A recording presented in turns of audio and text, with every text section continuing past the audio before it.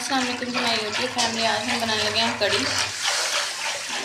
हमने लस्सी ले ली है। लस्सी में हमने बेसन डाल के इसको अच्छे तरीके से ऐसे कर लिया, देसी तरीके से इसको। जी यहाँ पे अब हमने पतीली अपनी में प्याज ले ली है और घी डाल के हम इसको कर रहे हैं ब्राउन। हम ये कड़ी का मसाला तैयार कर रहे हैं जी। अब हम इसमें शामिल करने लगे हैं टमाटर। ये हमारे घर की सब्ज़ी के टमाटर है।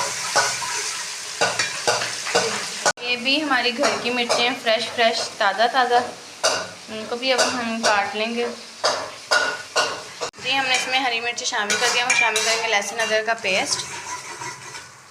साथ ही हम इसमें शामिल करेंगे अपने बाकी मसाला। हम शामिल करेंगे नमक, दड़ा मिर्च, पिसी लाल मिर्च और हल्दी जी। इसमें हमने अपने सारे मसाले जान नमक, मिर्च वगैरह शामिल कर दिए जी। यहाँ पे हमने अपने पकौड़ों का सामान तैयार कर लिया। इसमें हमने नमक, लाल मिर्च, हरी मिर्च, प्याज और आलू और बेसन डाल के इसको हमने सामान तैयार कर लिया। उसके बाद में करेंगे फ्राई। और यहाँ पे हमारी कड़ी है वो हो रही है तैयार जी। अब हम लोग यहाँ पे पकौड़े अपने फ्राई कर रहे हैं।